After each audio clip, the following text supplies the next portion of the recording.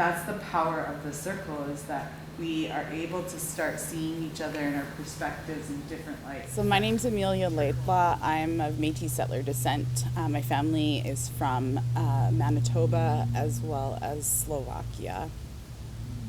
Right. My name's Melanie. I'm a Métis.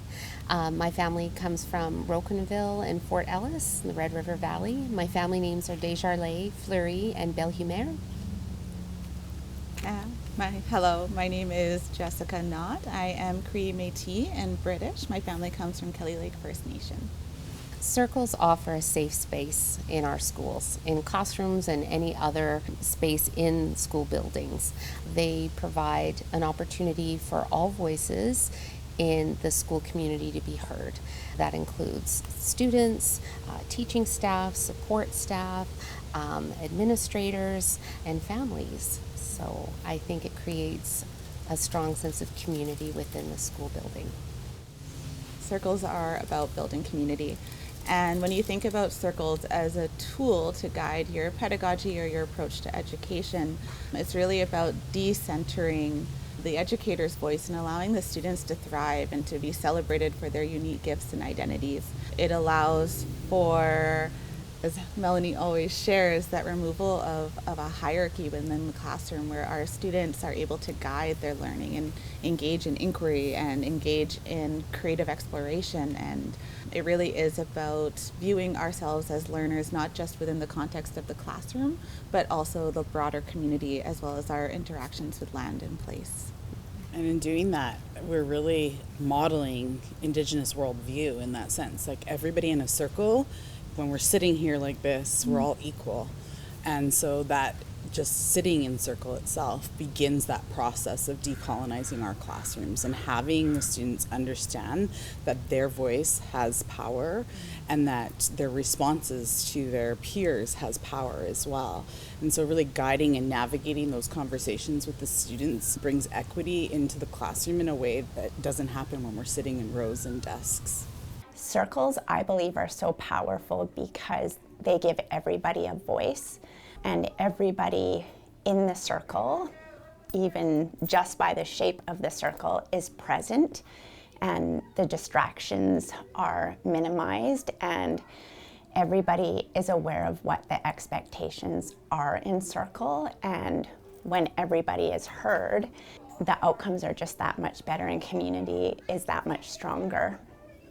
I think it just brings everybody together in a really good way.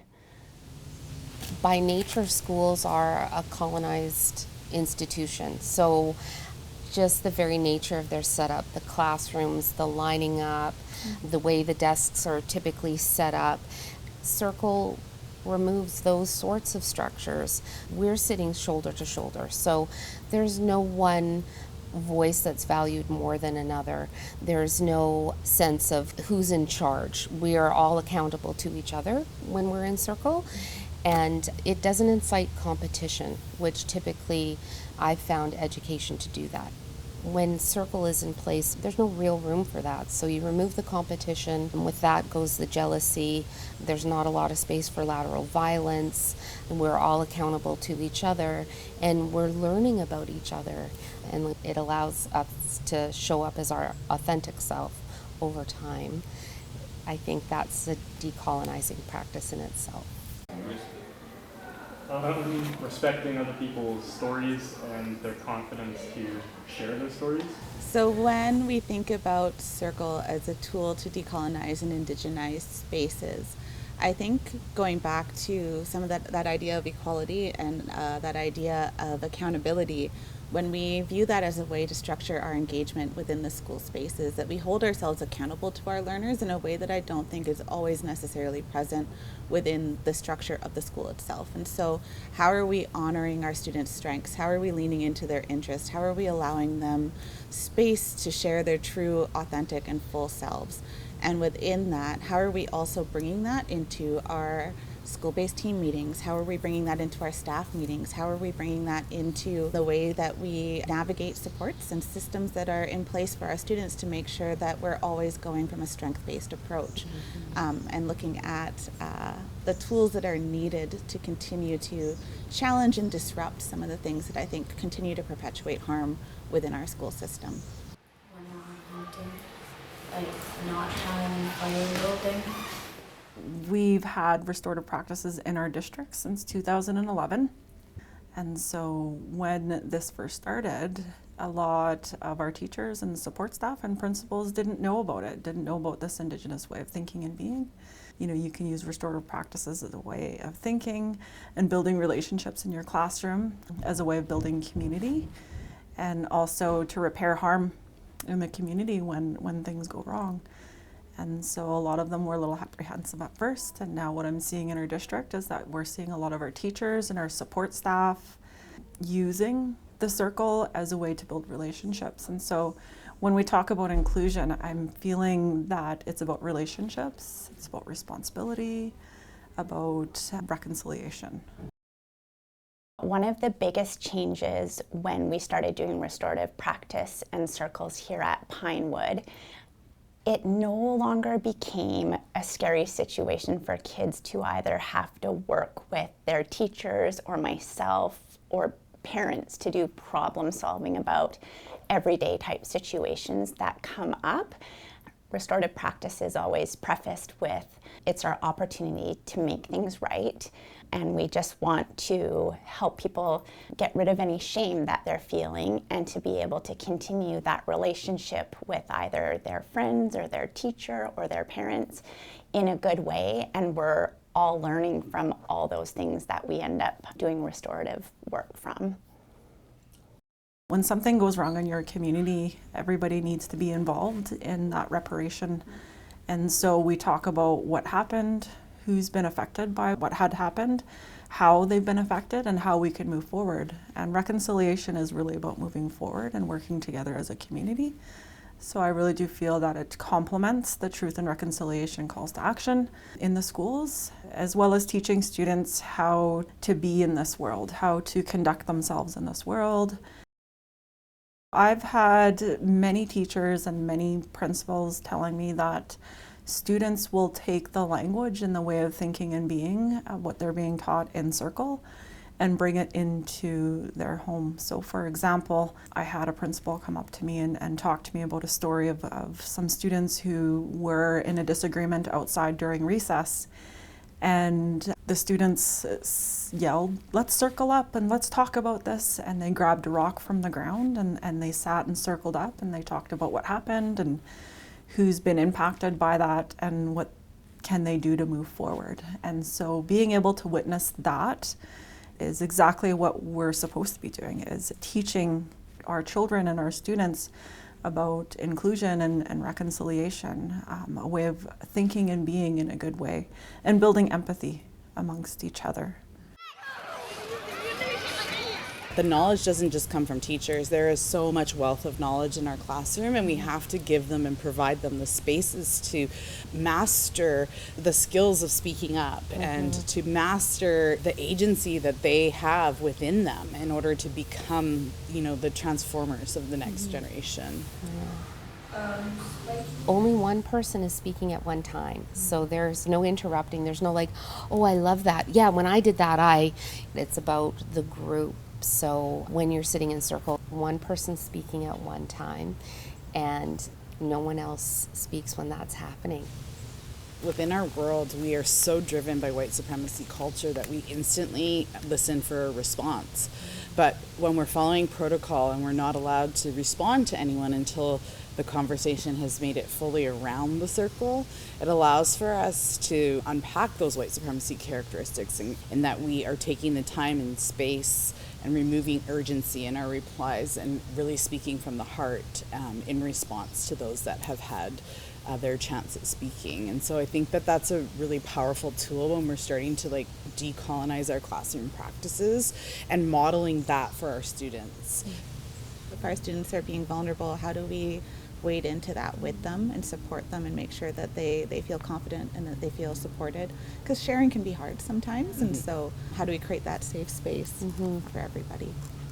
It definitely has to be scaffolded, right? Like that Yeah. vulnerability and that sense of belonging takes time. But when you commit to it and you consistently bring it in as a morning routine or a midday check-in after recess or a reconnection after lunch, the students become very responsive to the practice and they lean into each other because essentially you have somebody on each side of you in a circle.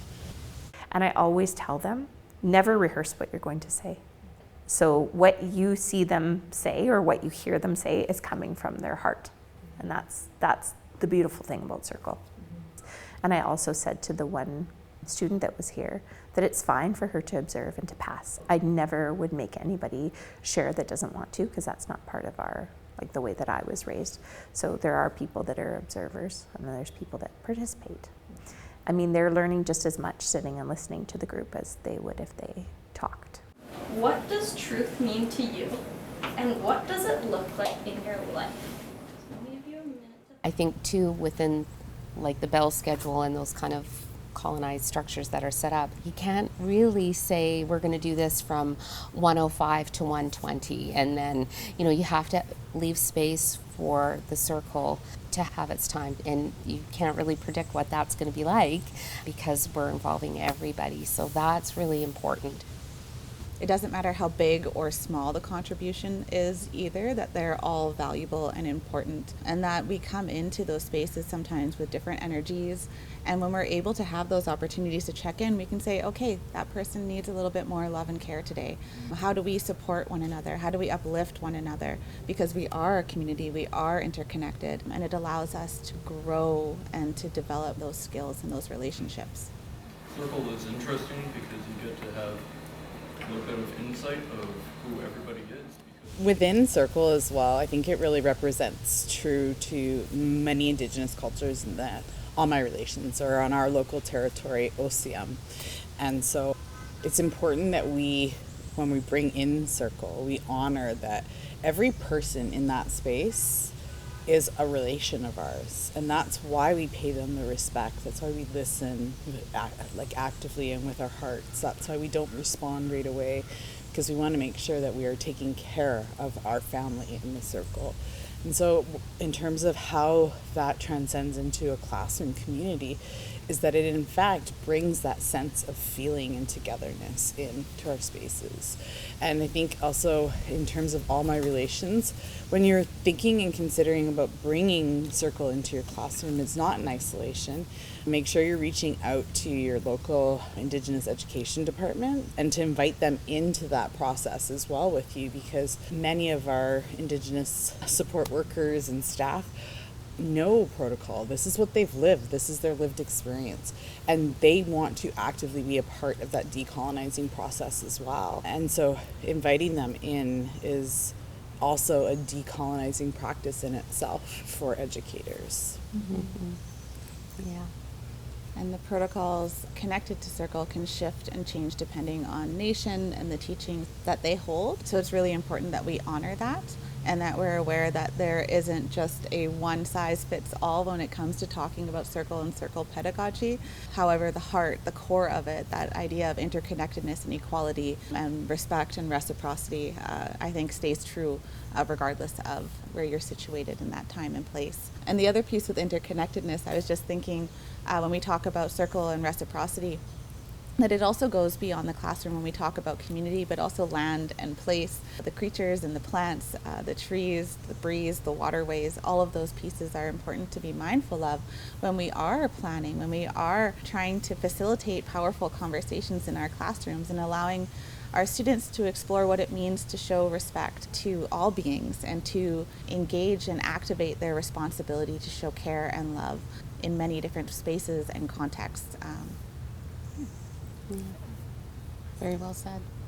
one word, 1 or 2 words on how you're feeling in this moment right now. I always tell teachers, no, you don't need to be Indigenous to facilitate these circles. It's important for you to know the history behind our circles and our peacemaking circles and our way of thinking and being.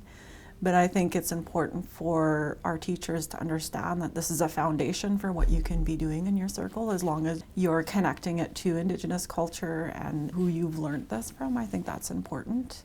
If you don't know, it's important to ask questions. I think it's really about the foundation of relationship with community members, whether it be elders, connecting with the band, or connecting with your local, if you have an Indigenous education worker or support worker in your school. Connect with them and ask them for assistance and to help. Indigenous education belongs to everyone. And my advice to teachers is that Indigenous education does take time. And in order for us to learn and to work with each other, we need to be able to give it some time and learn with each other. Is so powerful in allowing agency and autonomy over our learning. And if we take that concept of circle, that shape, and stretch it and think about it in terms of how is our classroom space situated? What does our environment look like? When we think about it in terms of our planning, how are we using circle as a way to guide and construct our lessons and our activities to allow for not always formally sitting in circle, but to have that energy present in everything that you do. And when we can work together as equals, it creates such a beautiful space that the students feel. They feel uplifted and supported the way that you showcase that with the peers that you're working with. Yeah. Learning is cyclical. And so circle represents that. And learning is also relational. And circle represents that. And learning is reciprocal. And again, it's all embedded within the circle. And so how are we building reciprocal relationships that transcend and build and transform education moving forward? And it takes time. It really does take time to build up. But once you get there, it's so beautiful. So beautiful.